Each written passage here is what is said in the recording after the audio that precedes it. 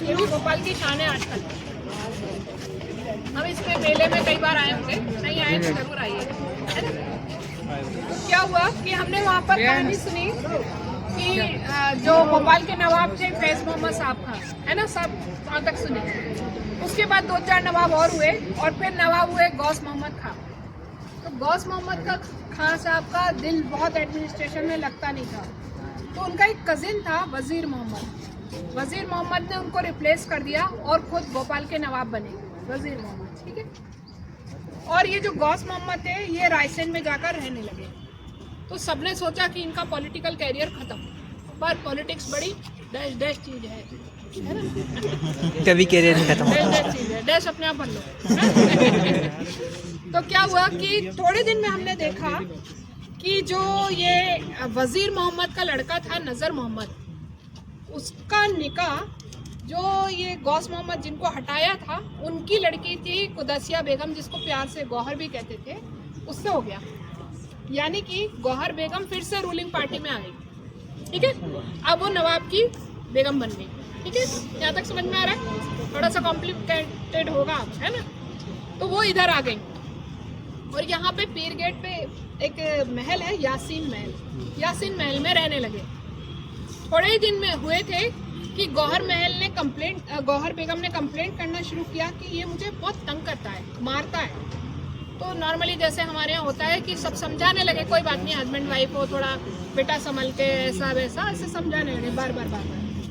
एक बार तो हद हो गई, गौहर बेगम ने ये कंप्लेंट की कि इसने मुझे रात को मुंह पर तकिया रखकर मारने की, गला घोटने की कोशिश की है। तो फिर सबने समझाया, लेकिन गौहर बेगम नहीं मानी। उन्होंने कहा मैं इस आदमी के साथ में नहीं रहूंगी। क्या होगा, बात इतनी बढ़ गई कि गौहर बेगम इतना गुस्सा हो गई कि वो उनको छोड़कर इस्लाम नगर में जाकर रहने लगी। तब तक उनकी एक बेटी हो चुकी थी, तो दोनों के बीच में तलाक नहीं हुआ था, पर वो यहाँ रह रहे थे और वो वहाँ रह रही थी। तो एक दिन नवाब साहब बेगम से मिलने के लिए इस्लाम नगर पहुँचे। ये सारा कुछ रिटर्न एविडेंस है जो मैं आपको सुना रही हूँ, है ना। तो उसी स्टेप्स में सुना रही हूँ। तो जब वो वहाँ पर पहुँचे तो अभी भी आपने कभी इस्लाम नगर देखा होगा, तो एक गेट है बड़ा सा, फिर उसके बाद में कुछ रूम्स आते हैं, वो पहले एडमिनिस्ट्रेटिव ब्लॉक थे, ऑफिस थे। तो पूरी घटना का जिक्र है। तो वो वहाँ से जब निकले तो वो वहाँ पर रुके, रुककर उन्होंने किसी से बात की। वो कौन था? उनका ऑफिसर था, उसका नाम क्या था? बोर्बन। आपने सुना होगा, एक बोर्बन फैमिली, फ्रेंच फैमिली रहती है भोपाल में, है ना, जिनका ये चर्च है जहांगीराबाद में, है ना, जिंसी पे। Very good. तो बोर्बन फैमिली रहती थी, वो फ्रेंच थे, वो भोपाल आकर रहने लगे थे। तो बोर्बन वहाँ बैठा था, उसने उनसे बात की, कुछ बात की थोड़ी देर, और फिर उनसे एक पिस्टल मांगी। बोर्बन ने उसको एक पिस्टल दे दी और नवाब साहब अंदर चले गए। लगभग आधा घंटा बीता था कि आवाज आई ठां। तो ये बोर्बन और जो 2-4 लोग थे ये भागे, और भाग के इन्होंने जैसे ही रूम के सामने पहुंचे तो इन्होंने देखा कि बेगम दूसरी तरफ से भागती हुई आ रही हैं। तो इन्होंने बेगम से पूछा कि क्या हुआ क्या हुआ। तो बेगम ने कहा कि मुझे नहीं पता क्या हुआ क्या हुआ। उनने भी पूछा कि क्या हुआ। तो इन सब ने देखा कि उस दरवाजे पे जिसमें नवाब साहब बैठे थे, उस रूम के दरवाजे पर एक लड़का खड़ा था, फौज मोहम्मद, जो कि 12-13 साल का था। और वो कौन था? गौहर बेगम का भाई था, छोटा। तो उन्होंने उससे पूछा कि बेटा क्या हुआ क्या हुआ। तो वो इतना बदहवास था कि उसके मुंह से आवाज ही नहीं निकली कि क्या हुआ। तो इन सब ने कमरे के अंदर झांक के देखा क्या हुआ। तो देखा कि नवाब साहब जिस चेयर पे बैठे थे वो चेयर से वो गिरे हुए हैं, चेयर भी गिरी है, वो भी गिरे हुए हैं। और क्या हुआ है, एक गोली उनकी कनपट्टी में लगी है, खून बह रहा है, और वो गोली धंस गई है दीवार में जाके। और क्या है कमरे में, तो बीच में एक डबल बेड जैसा बेड पड़ा हुआ है बड़ा सा, और उसके ऊपर उस पर जो है बेड पर वो जो बच्ची है इनकी नवाब साहब की 6 महीने की, वो उस पर लेटी हुई है। तो ये क्या हो गया, नवाब साहब को गोली कैसे लग गई। तो सबने बेगम की तरफ देखा कि भैया ये क्या हुआ। तो बेगम ने कहा मुझे क्या पता क्या हुआ। तो उन्होंने पूछा तो आप कहाँ थी, ये क्या हो गया। तो बेगम ने कहा कि मुझसे बोला था कि मुझे पान खाना है, पान ला दो। तो मैं पान लेने गई थी। तो उन्होंने कहा है आप बेगम हो, पान लेने गई थी। तो उन्होंने कहा जो कनीज थी, जो मेड थी, उससे उन्होंने जब वो आए थे तो बोला कि मुझे पानी पीना है। तो वो पानी लेने गई थी वो पानी लेने गई हुई थी, इसलिए नवाब साहब ने मुझसे कहा कि मुझे पान खाना है, पान ला दो, तो मैं पान लेने गई हुई थी। इस बीच में गोली चल गई, मुझे क्या पता क्या हुआ। अब क्या हुआ कि बात इतनी बढ़ गई कि वो चली गई अंग्रेजों, उस समय अंग्रेजों का जमाना था, ग्वालियर से संचालित होता था, तो अंग्रेजों को कंप्लेंट हो गई, पुलिस कंप्लेंट हुई कि भैया नवाब साहब का मर्डर हो गया किसी तरह या आत्महत्या कर लिया। तो पूरी जांच चली, उस जांच की रिपोर्ट ये जो भोपाल में नेशनल आर्काइव है MLB कॉलेज के पास में वहाँ रखी हो, उसी रिपोर्ट से सुना है ना। तो उसमें लिखा कि वो जांच चलती रही, आखिर में जो जज ने जजमेंट दिया वो ये था कि हुआ ये कि नवाब साहब आकर बैठे, जब उन्होंने बर्बन से ली थी गन तो उसमें गोलियां थी, लोडेड थी, और जब वो आए तो उन्होंने अपनी वो जो गन थी, पिस्टल थी, उसको जो वहाँ पर वो बेटी लेटी थी ना पलंग पे, उसके ऊपर एक रस्सी लटक रही थी यू शेप में, उस यू शेप की रस्सी के ऊपर फंसा के उन्होंने अपनी पिस्टल रख दी और वो जाके उस चेयर पे सामने बैठ गए कोने में। फिर उन्होंने वो जो कनीज थी उससे बोला कि मुझे पानी चाहिए, वो पानी लेने चली गई। फिर बेगम से कहा मुझे पान खाना है, पान लेने चली गई। और इस बीच में वो जो 6 महीने की बच्ची थी उसका पैर फंसा उस रस्सी में 6 महीने की बच्ची का पैर फंसने से चला ट्रिगर। उस जमाने की पिस्टल है, याद करिए, 18वीं सदी की। और ट्रिगर चलने से क्या हुआ, एकदम निशाना लगा नवाब साहब की कनपट्टी में, नवाब साहब मर गए, काम खत्म। तो बेगम को मिली क्लीन चिट। और भोपाल की अगली बेगम हुई 1818 में गौहर बेगम। तो ये उन्हीं का पैलेस है ना। तो भोपाल में हमने सुना होगा 4 बेगमों ने शासन किया है, तो ये पहली बेगम आई है। गौहर बेगम बहुत लोकप्रिय थी, उन्होंने पब्लिक के बीच में आके काम किया। आपको पता होगा कि जो रेलवे लाइन डली उसके लिए उन्होंने अपने पर्सनल पर्स से 5 लाख रुपए उस जमाने में दिए थे कि रेलवे लाइन डल जाए, है ना। और वो बहुत पब्लिक के बीच में आके काम करती थी। आज शायद हमको अंदर नहीं जाने देंगे, लेकिन इसमें अंदर 2 कोर्टयार्ड है मेन और एक कोर्टयार्ड पीछे, नहीं 3 कोर्टयार्ड है।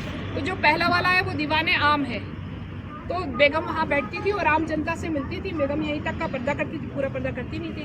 तो बहुत आज भी लोगों से किससे सुनोगे ना तो वो कहेंगे कि बेगम जो थी वो लोगों से मतलब तुरंत हल करती थी जो भी आप कहोगे। इसलिए वो बहुत लंबे समय तक उन्होंने शासन किया और बहुत अच्छा शासन किया, ठीक है। फिर अंदर जाएंगे तो बहुत खूबसूरत सा एक कोर्टयार्ड है, उसमें लकड़ी का बड़ा सुंदर काम है, वो है दीवाने खास।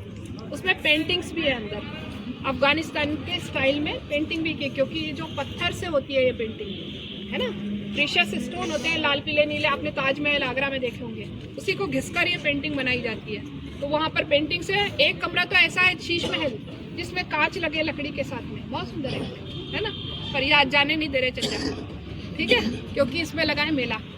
फिर पीछे वाला जो हिस्सा है वहाँ पर किचन और दूसरी चीज़ें हैं। वहाँ पर एक बड़ा सा एक कुआं भी हुआ करता था जिसको अब पूर दिया है।